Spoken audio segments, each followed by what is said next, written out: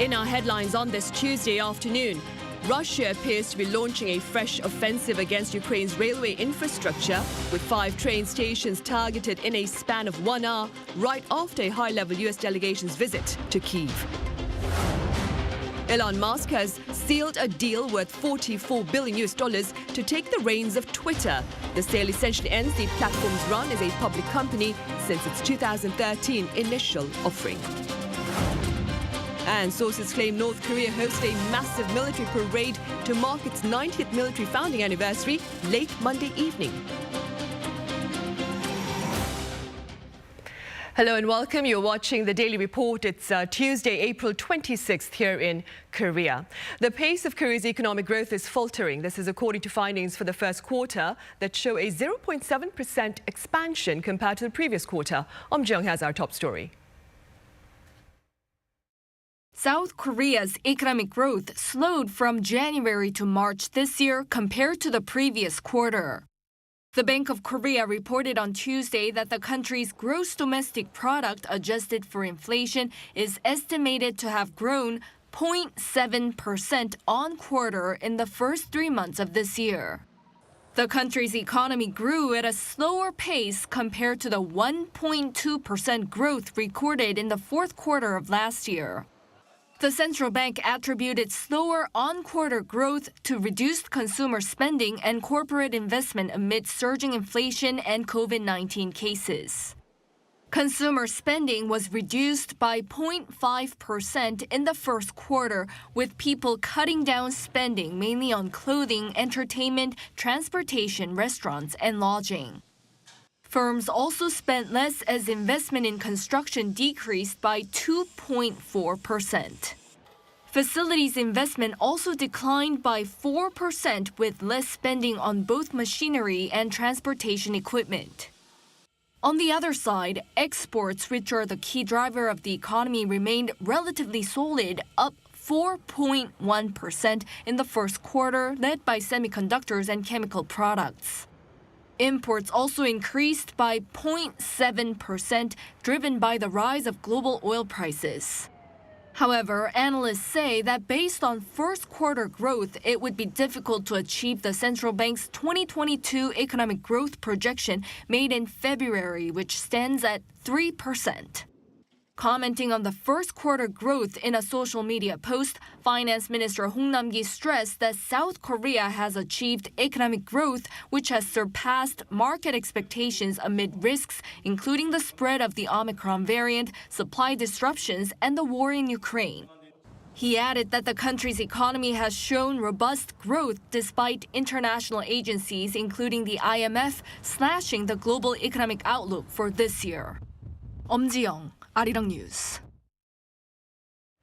Meanwhile, Seoul's finance minister nominee has highlighted 3 major economic challenges here in the country: sluggish growth, income inequality, and soaring debt. Our Kim Hyun-sung has more.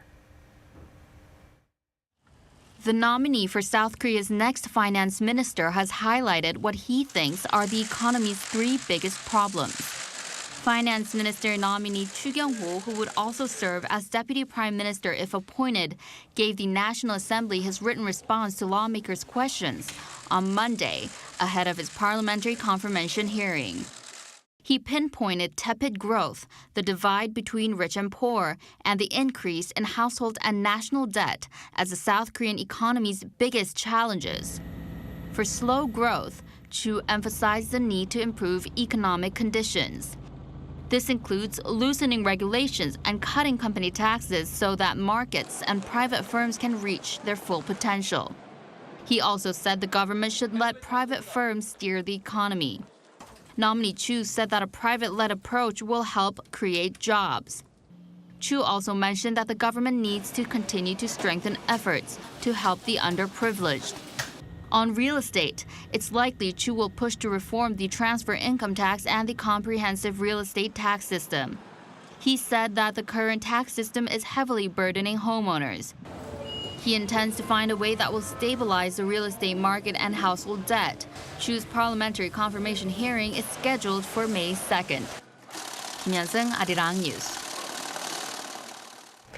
On the local pandemic front, authorities have announced a rebound in COVID-19 infections on this Tuesday on the back of more testings following the weekend. A total of 80,361 cases have been reported, with 82 losses of lives over the past 24 hours. The death toll has dropped to the double digits for the first time in 55 days. The number of critical cases, for its part, stands at 613 on this Tuesday. The latest findings come amid the country's recent rollback of pandemic restrictions and a downgrade in the classification of COVID-19 to a Class 2 infectious disease. In other news, China's stringent COVID-19 strategy has brought Shanghai to a standstill, and now public pushback is prevalent online, with the most recent posts sharing stories of residents getting sick after eating government-provided emergency food. Our Kim Ji-yeon now has the other updates. Shanghai, China's most populous city, has struggled to contain an outbreak of COVID-19 and had imposed large-scale lockdowns since late March. One popular post on Weibo, a Chinese social media platform, on Saturday showed pictures of green fences in different parts of the city.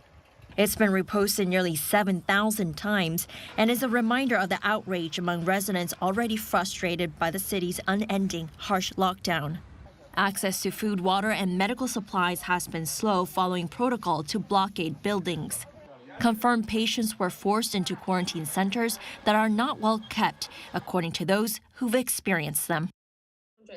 The situation at the first transit facility was chaotic, unmanaged, and kept in poor condition, extremely dirty. Lockdowns in Shanghai, China's financial hub and port city, have been the most disruptive to daily life and to foreign businesses and their supply chains, amid concerns of damaging effects to other economies. Despite authorities in Shanghai having announced a whitelist of 666 companies last week that would get priority for a resumption of work, foreign business organizations say it's still difficult to get more than half of their workers to factories due to lockdown restrictions. Kim Ji-yeon, Arirang News. Right, indeed. China's pandemic policy is looking to have extensive economic effects across the globe, including here in South Korea. For more on that, I have Professor Song Soo-young at Jong-un University live on the line. Professor Song, welcome. Yeah, thank you for inviting me, and good afternoon to you. Right. Now, Professor, Shanghai has been brought to a standstill since March, but starting in mid-April, city officials have stepped up efforts to allow the resumption of some production. However, pundits say restarting operations are tough amid the current restrictions on movement. What more can you tell us? Yeah, currently Shanghai is under the lockdown, and as the spread of the coronavirus has been, has become increased. So they think of continuing the lockdown, but soon, as long as the speed of the spread has been reduced, then they will stop. And now the situation is, recently the Shenzhen, who has been locked down for the past several months, past months, then they have been freed from the lockdown, but the Shanghai starts, and the next would be most likely to be the Beijing is under consideration. But currently the situation is very bad for the Chinese economy as well as the world economy, and also to South Korean economy. Right. Professor Song, as you mentioned, China's unrelenting containment strategy has gone beyond Shanghai to include other regions and also including Jiangsu province. Market insiders here in the country say this reality spells trouble for Korea's imports from China. Would you like to elaborate?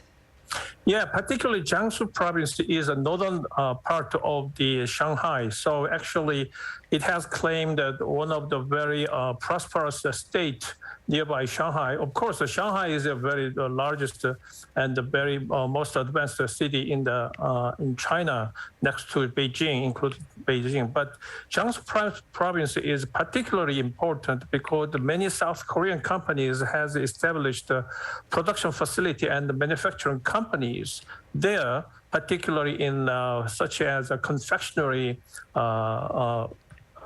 companies has such as a Nongshim or other types of the company, and some cosmetic production companies such as Amora Pacific, they have suffered from the lockdown because of the labor workers cannot come to the place to work and produce. And also another one is Shanghai is particularly the largest hub port for the freight. So it is not felt yet, but it will be felt soon when this kind of lockdown has some reverberated through the world economy, through the supply chain. Right. Now, you mentioned Nongshim and Amore Pacific, and aside from them, which specific South Korean industries, others that is, are bound to bear the brunt of China's lockdowns, do you think, Professor Song? Actually, this would be felt by, particularly we have, according to Kotra, South Korean companies have 2,500 companies around the Jiangsu and the Shanghai area. And also the problem is the declining consumption among the Chinese people for some Korean imports, and also the exports, such as semiconductors and other some intermediate parts. It would be very difficult to supply in time. So that caused a really serious problem for not only our domestic economy and some other. The global economy has not been felt yet because of the Russian-Ukraine war is ongoing, and so it has a much more severe impact currently and the immediate impact. But this lockdown could, as long as it is continued, could have a really serious problem, not only for China, but also to global. Right, which is why, as part of efforts to ease the repercussions of China's COVID-19 related restrictions, the South Korean government has vowed to make strategic use of its early warning system, which is in place at many of its overseas diplomatic missions, to monitor supply conditions on a real-time basis. Professor Song, what else do you propose? Okay, because just for our Korean economy is not. Even though we have some kind of warning and some early warning system is in place, and as long as it is operating, but it doesn't make much difference. I don't think much difference, because this is a kind of some worldwide trend, or the disruption of supply chain could be felt and shouldered among all the countries, unless otherwise this will be resolved soon. And also, what is of importance lies in the declining of Chinese consumption of the oil, raw materials, and overall economic activities. It implies that the world economy would suffer from some declining growth, in addition to the Russian and Ukrainian war. And so this is a really, I think, I wonder why Chinese government, of course, the spread of pandemic is very important and very crucial to the economic activities, but why does the Chinese government run the risk of this kind of suffering from the economic loss due to the lockdown? I consider some other alternative. I'm going to mention that later on the next questions. And this would be, so this would be some kind of world and global issue, but our economy also suffered from that. Right. And going on to the next question then, Professor Song, economists, like you mentioned earlier, believe China's lockdown will aggravate global inflation as the country's exports slow dramatically to feed into an already disrupted supply chain arrangement. Do you agree then? Yeah, actually, whether the Chinese vaccination policy has been successful or not, I think that is not much issue to the Chinese government. What I'm thinking about is actually these Shanghai's closure and the complete lockdown would cost us almost 4% of Chinese GDP. So is it worth to run the risk of losing such a big loss in economic activities? I think this is quite similar to the situation of the war situation, emergency situation. So the reason some economists in the U.S., the Chinese American economists and professors has mentioned that this is a kind of a trend between the decentralization or fiscal federalism, which has been prevalent for the past several decades, which have successfully led the Chinese economic growth.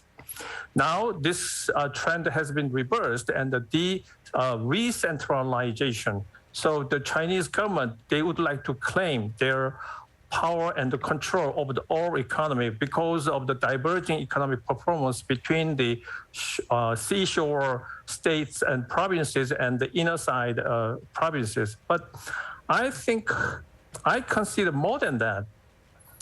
The reason is because this could be a kind of a practice for the war between war. If it happened, and if the Chinese government tried to conquer Taiwan, so which means that if there is a war to come, and then the Shanghai and Beijing and most of the biggest towns and the provinces, they must be ready, prepared to some kind of this kind of lockdown situation. So I think this would be worse. This would be worthwhile for the Chinese government to run the risk. Anyway, as long as the Chinese government to try to control the Taiwan and survive for the trade war conflict between U.S. and China, and then Chinese people, they have to pay the cost. So this seems to me.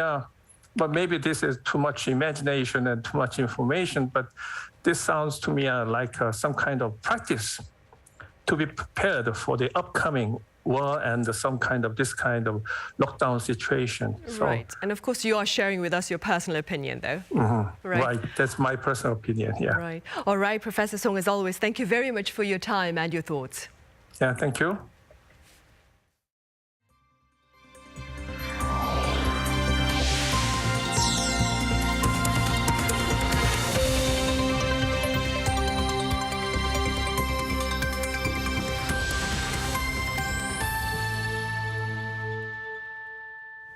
North Korea staged a massive military parade late Monday night to commemorate its founding anniversary of the army there. For more on this event, I have our Unification Ministry correspondent Han Sung-woo live on the line. So Sung-woo, when exactly did the parade take place, and was Kim Jong-un at hand? He was, Sunny. According to the Korean Central News Agency, the North's leader, Kim Jong-un, did indeed attend last night's military parade at Pyongyang's Kim Il-sung Square, celebrating the 90th anniversary of the founding of its People's Revolutionary Army. He delivered a speech vowing to continue developing his regime's nuclear program at the fastest rate possible and threatening their use if national interests are encroached. He said that although the North's nuclear arms are originally for deterring war, its nuclear program shouldn't be bound to just the prevention of war to the point where it leads to an unfavorable situation for the regime. Based on data from the Unification Ministry, there have been 12 military parades under Kim Jong-un's rule to date, and the leader has delivered a speech himself in 5 of them, including last night's. The parade is believed to have started at around 10 p.m. Monday night following a 1-hour pre-ceremony event. It was widely expected that the parade would take place the night before at midnight on Sunday or in the early hours of Monday, but weather conditions could have been behind the delay. South Korean military and intelligence authorities suspect the parade was the largest ever to be held and that the regime might have flaunted some of its new weaponry. Its new intercontinental ballistic missile, the Hwasong-17, was reportedly on display. An estimated 20,000 troops and 250 pieces of military equipment were also mobilized. Citing satellite imagery, several media outlets had earlier reported preparations involving thousands of troops, hundreds of military vehicles, and even pontoon bridges. North Korean state media has also released celebratory articles declaring their loyalty to the regime. It's expected the North State Television Network will air a recorded version of the parade sometime this afternoon. That's all I have for now, Sunny, but I'll have more in the later newscasts. Back to you. All right, Song-woo, thank you very much for the coverage. That was our Han Song-woo reporting on the military parade over in North Korea late Monday evening from the Unification Ministry here in South Korea. Now, President Moon Jae-in says his exchange of letters with North Korea's Kim Jong-un seeks to maintain the momentum for peace on the peninsula. He also touched upon the controversy over prosecution reform, and our Yoon Jung-min has more on his thoughts. President Moon Jae-in says his recent exchange of letters with North Korean leader Kim Jong-un was aimed at keeping the path to peace open for the next administration. Speaking at his farewell press conference on Monday, the president said the letters were intended to preserve the atmosphere of peace and dialogue on the Korean peninsula. 한반도의 평화 그리고 또 한반도의 대화 분위기 이런 것이 계속되고 다음 정부로 이어지게끔 하기 위한 그런 차원의 노력으로 그냥 봐주시기 바랍니다. Moon also discussed the recent controversy over stripping the prosecution of its power to conduct investigations, saying he thinks it's right for that power to be separated from the power to bring charges. He said he is in favor of the compromise reached by lawmakers last week, mediated by Speaker Park Byung-seok, emphasizing concessions by each side. This comes after the People Power Party on Monday announced that it wants to renegotiate last week's agreement with the Democratic Party. President Moon stressed the importance of agreement and public support on the issue. 국회에서도 논의가 필요하고 가능하면 합의하에 처리가 되면 더 좋고 또 검찰과 경찰 간에도 또 협의들이 필요하고요. In an interview with local broadcaster JTBC, which aired on Monday, President Moon said the heaviest burden for him was the real estate issue, adding that housing prices have started to stabilize around the end of his term. He said the increase in real estate prices is a global phenomenon, and South Korea has seen a relatively small increase. On the pandemic, he said he felt sorry for the suffering of small business owners, but added that the government has done its best to help them financially by making compensation into law. Yoon Jung-min, Arirang News. President-elect Yoon Suk-yeol's delegation to Japan has met with Japanese Prime Minister Fumio Kishida. Earlier on this Tuesday, the group led by lawmaker Chung Jin-seok held talks and delivered a personal letter from Yoon to Kishida.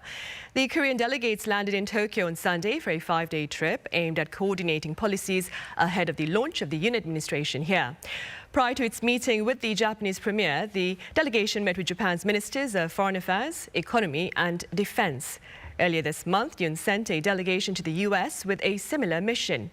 Now, this is the first time a Korean president-elect has sent a delegation to Japan with the above purpose since former President Lee Myung-bak 14 years ago. The confirmation hearing for the Prime Minister nominee has been postponed to May 2nd and 3rd. Now, initially, the hearing was scheduled for this past Monday, and today, that is Tuesday. But the Democratic Party and the minor Progressive Justice Party boycotted Han Duck-soo's hearing for a second straight day, citing his failure to submit essential information, that is.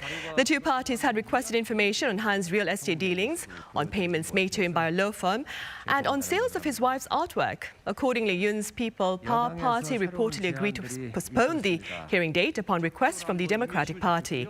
Yoon's spokesperson in response has shared the president-elect's belief that the political parties will partake in the hearing responsibly. Here in South Korea, the post of Prime Minister is the only cabinet post that requires parliamentary approval. And the incoming Yoon administration will seek growth by fostering an environment that allows for innovative ventures that are not restricted by regulations. Now, details have yet to be hammered out, but an overall framework has been set up. Here's Lee Kyung-un. South Korea's economy thrived in the 1980s and 1990s due to its heavy steel and shipbuilding industries. The internet was key in the 20 years that followed the year 2000. Yoon's transition team says the new administration comes with the mission of generating while we feed the nation over the next 20 years. Future industries will decide the country's fate. The importance of the fourth industrial revolution is growing more than ever, as the whole global paradigm is shifting toward to those very industries. The committee proposed making an innovation-friendly environment centered on deregulation, market fairness that can ensure opportunities for small companies, and a safety net that can protect startups in case of failure. This way, the committee expects even if 8 out of 10 fail, the successful innovative 2 can keep the industries moving forward. In particular, the new government aims to provide incentives and consulting services to existing industries for digital transformation like smart farms. At the same time, it will upgrade what South Korea is already good at, like wireless technologies. One goal is to commercialize 6G as early as 2026, at least 2 to 4 years earlier than the global standard. It will also aim for a major leap in areas where South Korea is currently behind, like bio, space, and artificial intelligence. There is extra focus on AI in line with Yoon's push for data-based digital platform government. The goal is to open all data to the different ministries, so there will be no inconvenience in information exchange like now.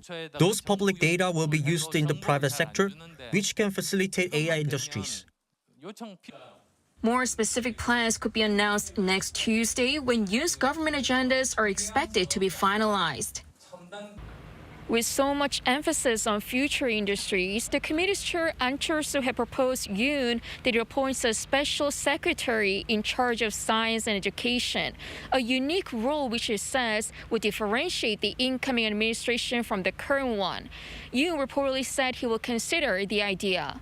Jong-un, Arirang News.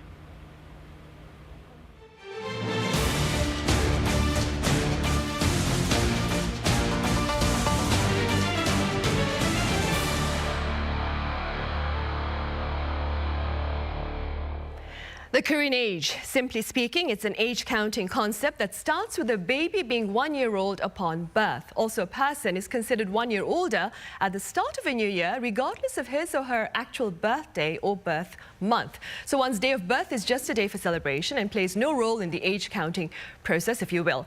Well, the Presidential Transition Committee has spoken of plans to abandon the Korean age system and to embrace the universal one in light of the times. For more on that, I have Nicholas Roca from Radio France Internationale. Welcome back, Nicholas. Good to be here. I also have Joe Aisaka from the Tokyo Shimbun here in the studio. It's a pleasure to have you here. Yeah, thank you for having me.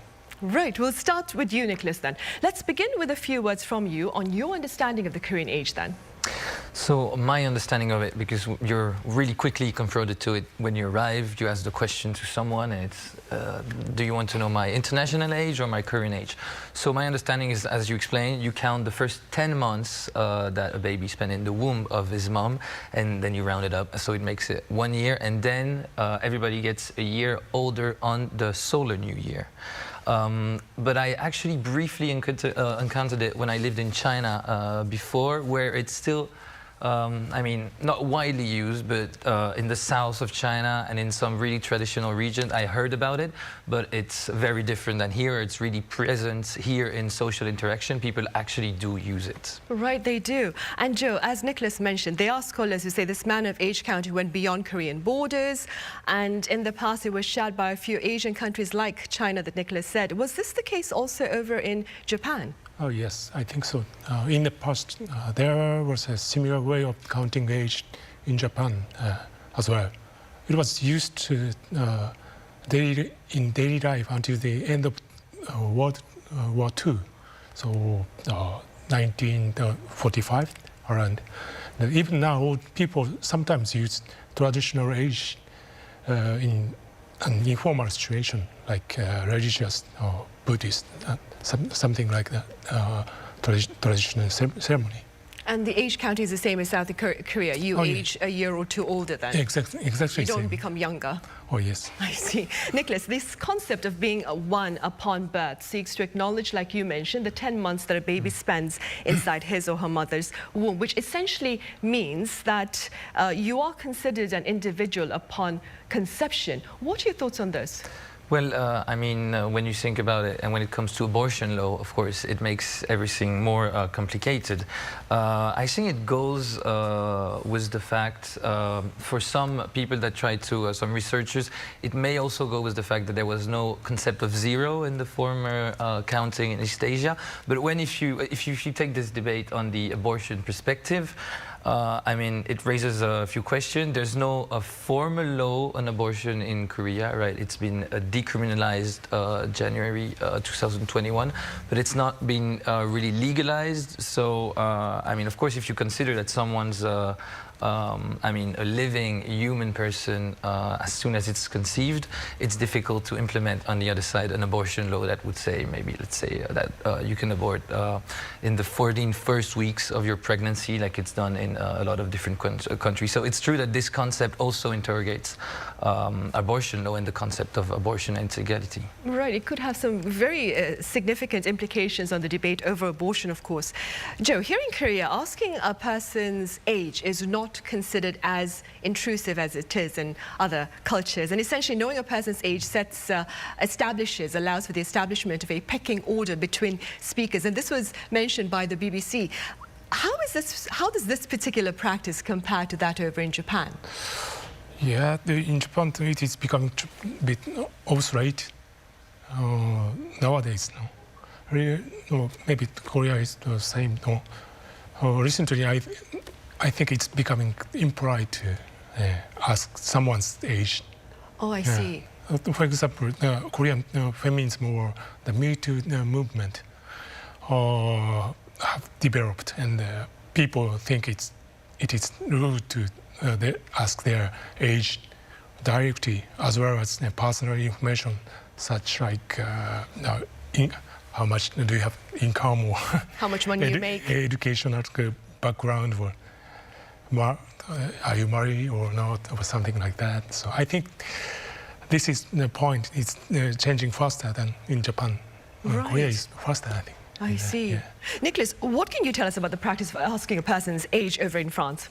I think it's less complicated. It's more admitted that it's all right to ask someone age out of curiosity. Of course, not when it comes with people that are quite old. That would be considered impolite if someone's already a certain age and then you want to know the age. But I think this, even this is more of a like traditional or conservative sayings to say that stuff like you shouldn't ask a woman her age or stuff like that. I think it's, I mean, being erased slowly, and now it's more accepted. And I would say that as a whole, age has less importance than in East Asia when it comes to you know, the way you need to talk to someone or social hierarchy. It has way less importance in France. Right. So like you mentioned, age plays a very pivotal role here in social interactions here in the country, of course. Have you had any personal experience with age-related interactions? Well, I mean, when you try to learn Korean, I mean, I'm still a beginner in that matter, but when you try, you understand that you cannot speak to someone the same way, and that you have to, you know, use different form, ibnida form, for some people. But it's also I've witnessed some curious interactions in work. And sometimes I'm still pretty young, and I could feel at first that maybe some people didn't really know how to act with me, because, you know, there's a difference between maybe my age and the social status I am in. And for sure in France and in maybe Europe as a whole, it has less importance. It's more who you are, what is your occupation, what you do, more than your age. I mean, our president in France is younger than maybe all of his ministers. So I think it has, yeah, way less importance. Right. And Joe, the incoming Yoon administration has now called for the adoption of the international age, that is, to ward off potential complications or confusion which arose here during the pandemic, especially with regard to age requirements for vaccines and for oral treatments. How do you respond to this new move by the incoming Yoon administration here? Yeah, to prevent confusion in kids' vaccination or doses, drug doses during the pandemic, it's one of the reasons, isn't it? And I think it's not too bad. Because I have some experience in Japan. The reason why Japan abolished the traditional age was around 1950, when the traditional age was abolished in Japan, there was a shortage of food in Japan, and the government distributed the food to the people. And when health authorities distribute food, they have to distribute milk powder to 0 years baby or baby biscuits, baby foods to the 1 year old babies properly. So if you don't use the international age, it is not able to distribute the proper calories for each kid. So in this kind of emergency situation can make quite easy to adapt the new counting age way, I think. Right, I would have to agree there. Nicholas, based on your observations of people here in South Korea, do you believe such intentions by the incoming administration will be largely welcomed by the public, or do you foresee some sort of conflict perhaps? My understanding, and if people have discussed this issue with, have all said that they were quite in favor of this measure from the Yoon administration, quite in favor of going to like a unified age, because it would make things easier administratively for South Korean. I've seen some studies saying that it was around 71% of public approval. So I guess there seemed to be quite a social consensus. That being said, of course, we can expect some people that could say that I mean, Korea is losing their traditions, or that it is one of South Korea's particularity that it should keep.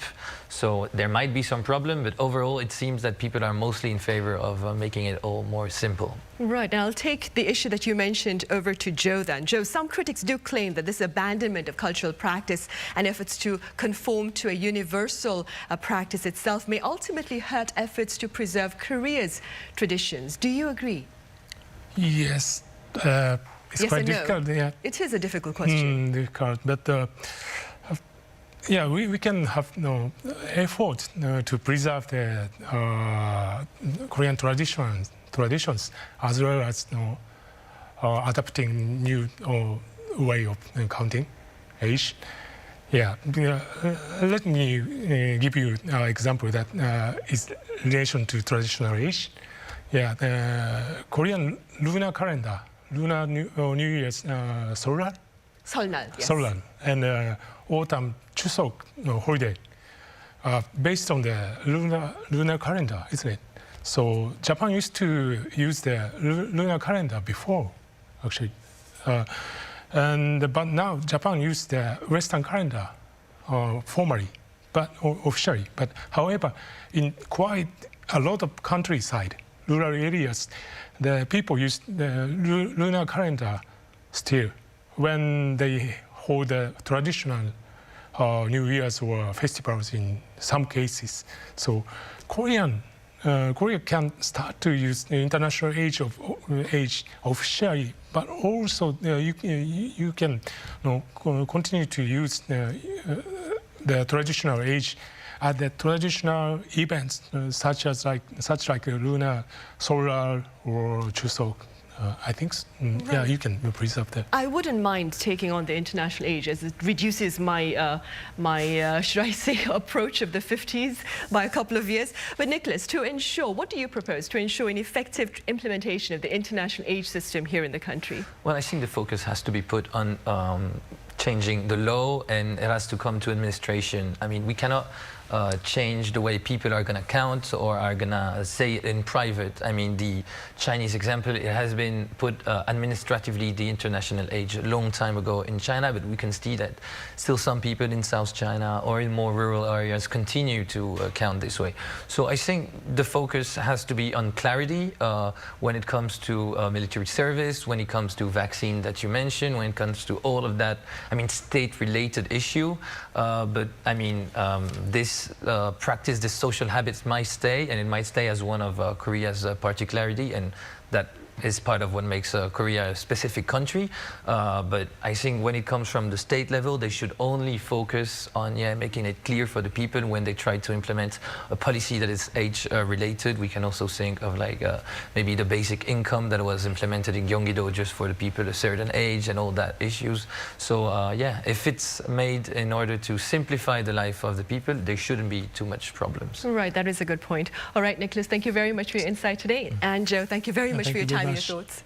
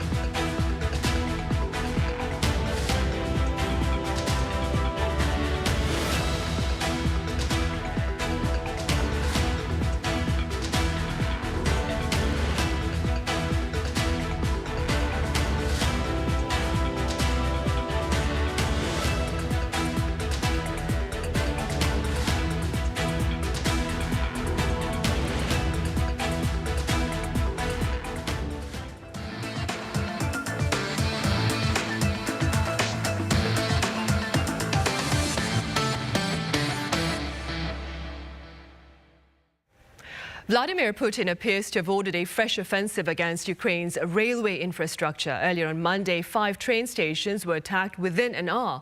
Separately, Russian authorities are probing the cause of fires at their oil storage sites near the Ukrainian border. Our Kim Yo-san has the latest.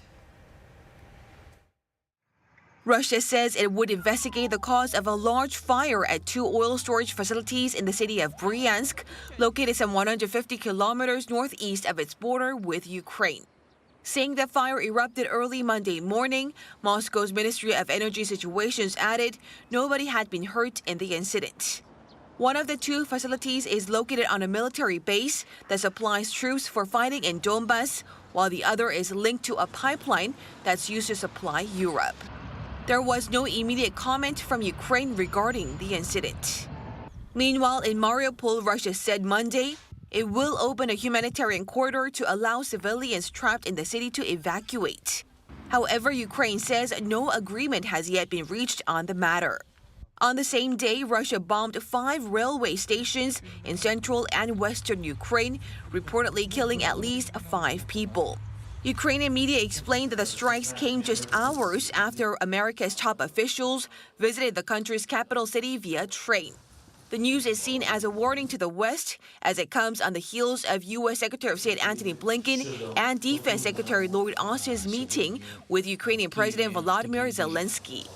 Blinken and Austin pledged over $322 million worth of new military assistance to Ukraine, taking the total U.S. security assistance since Moscow's invasion to about $3.7 billion. Kim Yo-san, Arirang News. In other news, Elon Musk is poised to take the reins of Twitter. The deal has been sealed at $44 billion. Our Arirang has details. American social networking service Twitter on Monday accepted Elon Musk's bid to take over the company for $44 billion. This will shift control of the social media platform populated by millions of global users to the richest person in the world, who is also among its most influential users. Discussions had accelerated over the weekend, prompting Twitter to negotiate with Musk over buying the company at his offered $54.2 per share price. This deal represents a 38% premium on the closing price of shares on April 1st, the day before Musk revealed that he had bought more than 9% of Twitter stock. Musk has been talking about making substantial changes to Twitter over the past few weeks through regulatory filings, tweets, and an interview at a TED conference. This includes softening Twitter's attitude towards content moderation.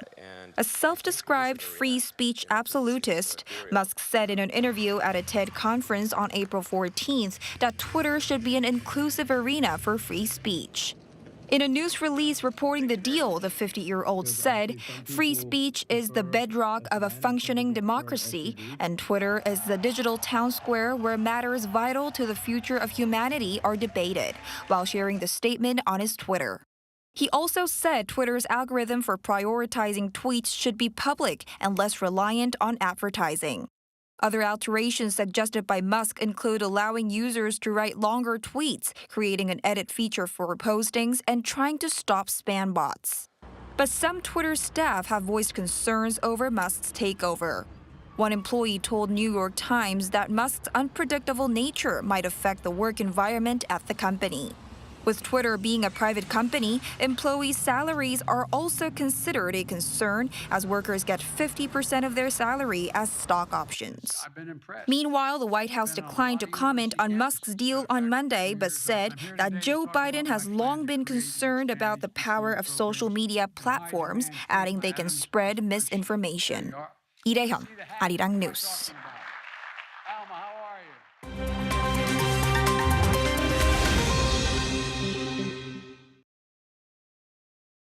Let's take a look at what's going on in the world now. The first private team of astronauts to board the International Space Station returned to Earth on Monday, splashing down off Florida's Atlantic coast after a 16-hour descent from orbit. Led by retired NASA astronaut Michael Lopez Alegria, the multinational four-man crew completed a 2-week science mission, which began on April 8th and has been hailed as a milestone for private spaceflight. The joint project was handled by Axiom Space and SpaceX and saw seat prices going for upwards of $50 to $60 million per person. The crew's return was originally set for last Wednesday but was delayed due to unfavorable weather.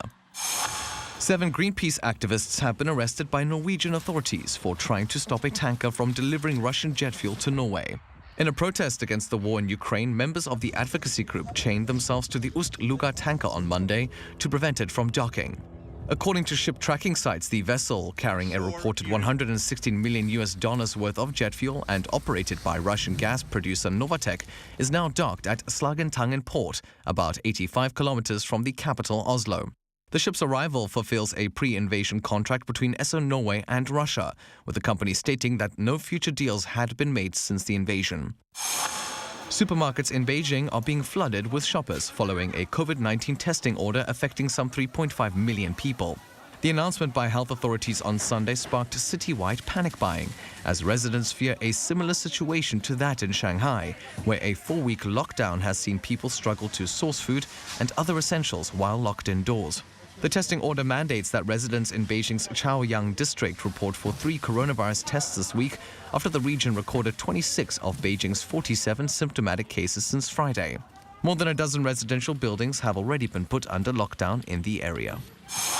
The world's oldest person has died at the age of 119. Confirmed by the Guinness World Records in 2019 as the oldest living person, Kane Tanaka was born in 1903 in Japan. She passed away at a hospital in Fukuoka City on April 19th, though the cause of her death has not been reported. Born in the same year as the Wright brothers' first airplane flight, she is known to have enjoyed chocolate and fizzy drinks. Her death comes as Japan faces a rapidly aging population. According to figures last September, the country had 86,510 centenarians. The current oldest woman now is believed to be Lucille Randon, a 118-year-old French nun. A dress from the film classic The Wizard of Oz could fetch more than $1 million in an auction next month. The dress, which was worn by Dorothy in the movie, will go under the hammer after it was found following a decades-long search. Originally donated in 1973 by an actress to the Catholic University of America, the dress stayed with the school's head of drama until the 1980s, at which point it disappeared. But recently, a retired professor was going through his boxes when he stumbled upon the long-lost piece. Although it's unknown exactly how many dresses were made for the movie, there are 5 dresses that have surfaced since the film's release. The current pre-sale auction estimate is $800,000 to $1.2 million, with the auction date set for May 24th in Los Angeles. Another version of the dress that was sold in 2015 fetched $1.5 million. Matthew Ashley, Arirang News.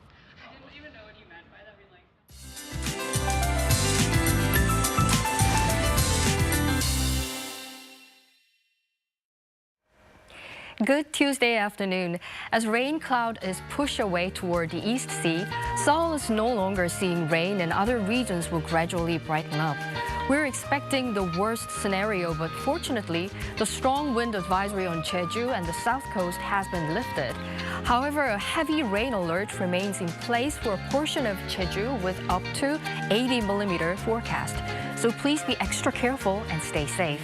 Now, the main issue today is a high wave advisory off southeast coast and Jeju, so please be mindful of rough offshore conditions.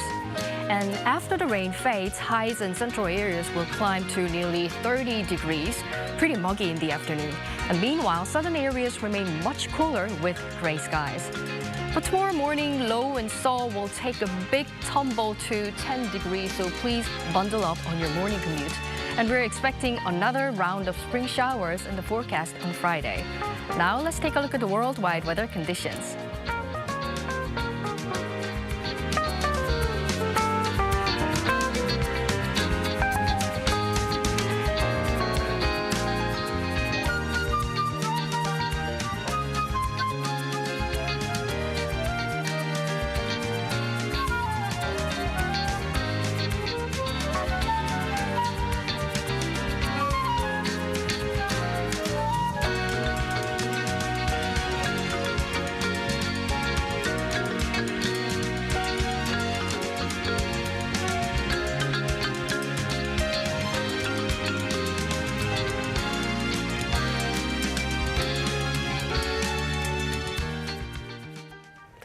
Well, that ends this edition of the Daily Report. Do stay tuned to Arirang News for more on the day's headlines. Thank you for now.